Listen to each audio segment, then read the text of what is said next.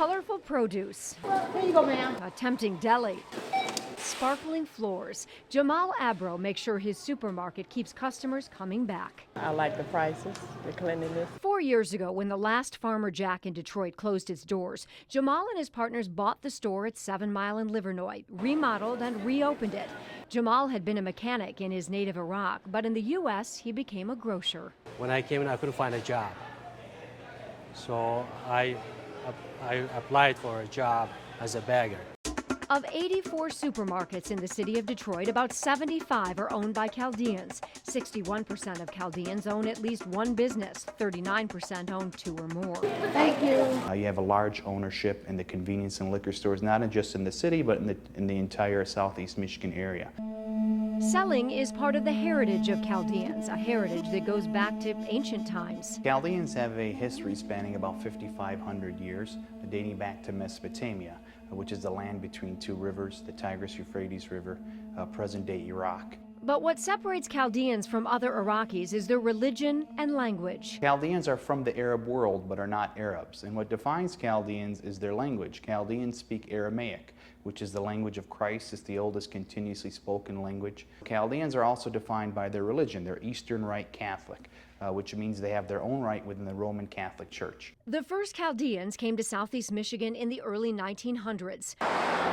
One of the first Chaldean churches was built near 7 Mile in Woodward in the early 70s to serve a growing population as Saddam Hussein's Ba'ath Party came into power. There were three main reasons they chose Detroit. First, proximity to Canada, because there was already a Chaldean community in Windsor.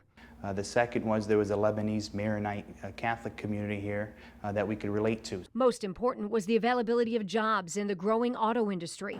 But many Chaldean immigrants didn't know English, so they turned to the business they knew. Historically, Chaldeans have always been merchants and understood that industry. So when major supermarket chains moved out of the city, Chaldeans took over. They found that vacuum. They made a decision to fill it because they felt that they could be profitable in this area.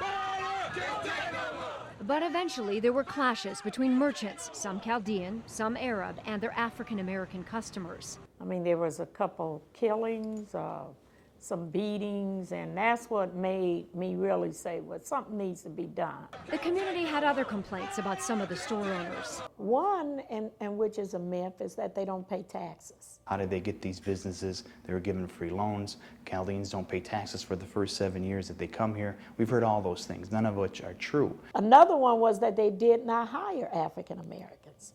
We changed that. Store owners had complaints too. Many people don't know that since our folks migrated here, more than 100 Chaldeans have been killed in their place of business. Ultimate goal was to reduce the crime in the area.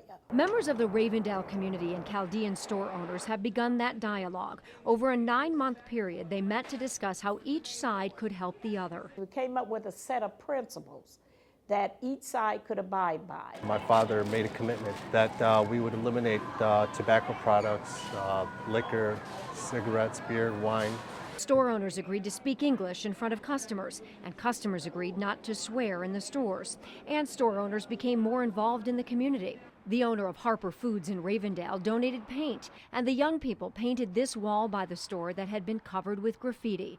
And Mike's Market is donating items for a community cookout. Everything from hot dogs to ketchup and charcoal. You gotta know what the people want. You gotta treat them the same. I found out there's more similarities than differences between the two.